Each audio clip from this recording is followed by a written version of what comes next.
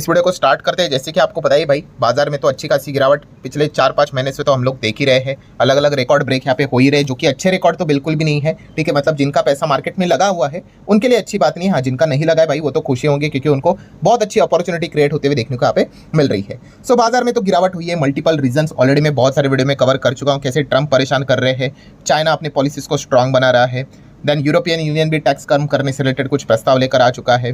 ठीक है, देन अगर हम लोग कहें तो रुपया लगातार यहाँ पे गिर रहा है। इस चीज़ के चलते एफआईएस लगातार एग्जिट करते हुए देखने को यहाँ पे मिल रहे हैं। सो ये सारी चीज़ें तो हम सभी लोगों को यहाँ पे पता ही है। सो अभी अगर हम लोग बात करें दोस्तों, तो एक इंपॉर्टेंट डेटा का हम लोग इंतजार यहाँ पे कर रहे थे, एंड एक डेटा भी यहाँ पे सामने आते हुए देखने को मिल चुका है। और ये डेटा हमारे जो फॉरेन इंस्टीट्यूशनल इन्वेस्टर है, एफआईएस है, या फिर जो विदेशी इन्वेस्टर, चाहे हम एफडीआईस की भी बात करें, ठीक है, ये भी जरूर इस पॉइंट को फोकस में रखकर ही क्या करते हैं, अपना फैसला मतलब डिसीजन यहाँ पे लेते हैं कि पर्टिकुलर कंट्री में निवेश करना है या नहीं करना है। मतलब देखिए, अगर हम बात करें यहाँ पे दुनिया के टॉप 5 इकोनॉमीज कौन सी है, तो आप सभी लोगों को होता है नंबर 1 अमेरिका, देन चाइना, फिर जर्मनी, फिर जापान, और फिर 5वें नंबर पे हम आ जाते हैं। ठीक है, सो ये जो 5 इकोनॉमीज हम लोग को देखने को यहाँ पे मिल जाते हैं दुनिया भर के इसमें, तो इसमें अगर हम लोग खास करके अगर बात करें तो ये जो एफआईआईज है या फिर एफडीआईज है, वो इंडिया में निवेश क्यों ज़्यादा करने का फोकस रखते हैं। ठीक है, तो उसके पीछे का रीज़न क्या है, तो दोस्तों इसके पीछे का रीज़न है, आप सभी लोगों को पता है, यस, ग्रोथ। ठीक है, ग्रोथ को अगर हम बात करें भाई बहुत आसान भाषा में, तो भाई जीडीपी।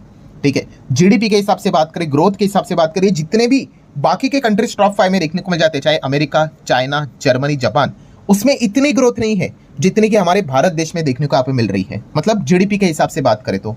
ठीक है, एंड इसी पॉइंट को लेकर फॉरेन इन्वेस्टर यहाँ पे क्या करते हैं, हमारे देश में निवेश करने का विचार यहाँ पे करते हैं, और उसी को लेकर अभी डेटा हमारे सामने आते हुए देखने को यहाँ पे मिल रहा है। मतलब चलो मैं एक पॉइंट आपके सामने रखता हूँ, जैसे कि चलो ग्रोथ के हिसाब से यहाँ पे बात हो रही है ना, तो अमेरिका के साथ स्टार्ट करते हैं। आप अमेरिका का डेटा देख लीजिए ग्रोथ के हिसाब से, ये देखिए अलग अलग डेटा आपको देखने को मिलेगा।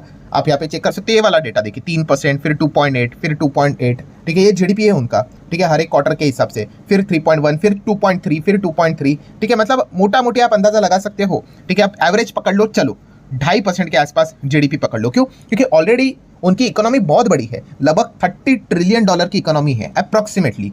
ठीक है, सो वहां से और जबरदस्त तरीके से ग्रो करना काफी मुश्किल हो जाता है, तो इसलिए जो ग्रोथ रहेगी वो एकदम मॉडरेट रहती है, काफी कम होती है। तो कितनी ग्रोथ है? 2.5% के आसपास। ठीक है, उसी के हिसाब से अगर हम लोग बात करें नेक्स्ट जीडीपी किसकी होती है, तो चाइना की, लगभग $20 ट्रिलियन के आसपास की ये इकोनॉमी जीडीपी देखने को मिल जाती है। एंड यहाँ पे ग्रोथ देख लीजिए 4.9, 5.2, 5.3, 4.7, 4.6, 5.4। मतलब हम कह सकते हैं एवरेज अगर मोटा मोटी भी अगर हम पकड़ ले इन सभी चीजों को, तो चलो 5% भी बोलेंगे तो गलत नहीं रहेगा। स्टिल चाइना का जीडीपी हम कह सकते हैं भाई $20 ट्रिलियन होने के बावजूद ग्रोथ कितनी होती है, 5% के आसपास देखने को यहाँ पे मिल रही है। सो काफी जबरदस्त परफॉर्मेंस हम लोग को ये देखने को यहाँ पे मिल रहा है। देन अगर हम लोग बात करें, जर्मनी आ जाता है। जर्मनी में अगर आप जीडीपी ग्रोथ देखोगे तो भाई यहाँ पे तो नेगेटिव ग्रोथ देखने को मिल जाती है, मुश्किल से 0.2, 0.1 की ही ग्रोथ बीच में आती है, वरना आप देख सकते हैं माइनस माइनस में ही चलता रहता है। ठीक है, मतलब हम कह सकते हैं बीच बीच में तो रिसेशन में ही जाता है। अगर आप गूगल करके भी देखोगे तो बहुत बार आपको यही चीजें सुनने को देखने को मिल जाएगी कि भाई जर्मनी तो भाई रिसेशन के द्वार के ऊपर खड़ा है, अरे ये तो रिसेशन में गया, अरे इसने वापस कम बैक कर लिया, यही चीजें चलती रहती है। मतलब क्या है कि जर्मनी है तो भाई 3rd नंबर पे, बट यहाँ से आगे बढ़ना उनको पॉसिबल ही नहीं हो रहा है। जहाँ पे है वही कई समय से एक ही रेंज में ऐसे चल रहे हैं। ठीक है, देन अगर हम लोग बात करें 4th नंबर पे कौन आता है, तो जापान। तो जापान की जीडीपी की अगर हम बात करेंगे तो आप देख सकते हो -1.8, फिर 3, फिर 2.9, फिर वापस 1 के आसपास, 1.2, 2.8। मतलब चलो एवरेज मोटा मोटी अगर पकड़ ले 1 से 1.5% के आसपास का एवरेज डेटा इनका भी निकल कर यहाँ पे आता है। ठीक है, मतलब अभी तक हम लोगों ने देख लिया अमेरिका, चाइना, जर्मनी, जापान, चारों देशों की अगर हम लोग जीडीपी की बात कर ले तो उसमें चाइना का ही बेस्ट था 5% के हिसाब से। एवरेज भी अगर हम लोग पकड़ ले 4.5 भी पकड़ लो, 5 पकड़ लो तो भी ठीक रहेगा। अब आ जाते हैं 5वें नंबर पे, कौन? हमारा भारत देश। सो हमारे भारत देश की अगर हम लोग बात करें तो जीडीपी से रिलेटेड परफॉर्मेंस कितना है, तो आप चेक कर सकते हो 7.6 आता था, 8.4 आता था, 7.8 आता था। ठीक है, देन 6.7, फिर 5.4, एंड अभी रिसेंटली अगर हम बात करें आज के दिन, आप देख सकते हैं हमारा जीडीपी कितना आया, 6.2 आया। ठीक है, मतलब मोटा मोटी अगर हम लोग एवरेज अगर देख ले, ठीक है, तो हम अभी इसके पहले कितना चलता था, ये वाला डेटा अगर आप देखोगे भाई 7.6, 8.4, 7.8, मतलब मोटा मोटी 7-7.5% के आसपास हम लोग चल रहे थे।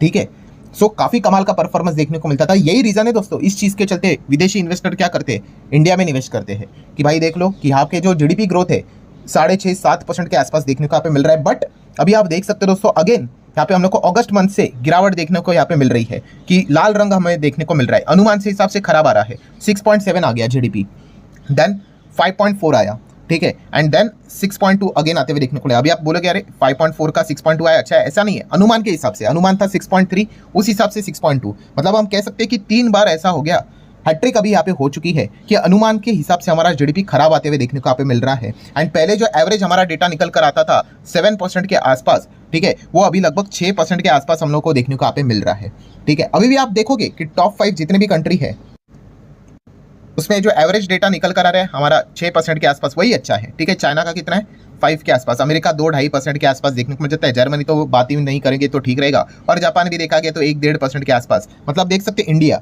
इंडिया ही बेस्ट परफॉर्मेंस दिखाते हुए देखने को मिला है। बट पहले इंडिया अगर देखा गया तो 7% के आसपास चलता था, अभी 6% के आसपास हम लोग को डेटा देखने को मिल रहा है, और ये लगातार डेटा अगर ऐसा ही चलता रहा परफॉर्मेंस तो ये 6 के भी नीचे फिसल सकता है, ठीक है। तो बताने का मकसद क्या, ये जो विदेशी इन्वेस्टर होते हैं, ठीक है, वो पैसा क्यों लगाते हैं, क्योंकि जैसे मैंने कहा कि ग्रोथ ये सबसे इंपॉर्टेंट चीज़ यहाँ पे होती है। एंड अगर वही नहीं रही या फिर अगर वही कम अगर होना स्टार्ट अगर हो गई तो फिर हमारा मार्केट जो देखने को यहाँ पे मिल रहा है, जो कि इमर्जिंग मार्केट है, ठीक है, जहाँ पे ग्रोथ के चांसेस सबसे ज़्यादा होते हैं, सो वहाँ से फॉरेन इन्वेस्टर्स का विश्वास हम लोग को कम होते हुए देखने को मिलेगा। मतलब आप देख सकते हो कि चाइना का जीडीपी हमसे देखिए, हमारा जीडीपी ये 4 ट्रिलियन के आसपास हम लोग को डॉलर के आसपास देखने को मिले, चाइना देखिए 19.5 के आसपास, मतलब हमसे लगभग 4 से 5 गुना बड़ा, ठीक है। इतना होने के बावजूद भी वो 5% तक जीडीपी यहाँ पे क्या कर रहे हैं, डिलीवर करने की कोशिश कर रहे हैं, और हम अभी तक 5 भी नहीं हुए हैं, फिर भी हम 6% को भी बहुत ही स्ट्रगलिंग वे में अचीव यहाँ पे कर रहे हैं। इसलिए हम कह सकते हैं कि यहाँ पे बोला जा रहा है कि क्यों चाइना में फॉरेन इन्वेस्टर ज़्यादा फोकस रखते हुए देखने को मिले। चाइना का सब मतलब विदेशी इन्वेस्टर चाइना ही चले जाए,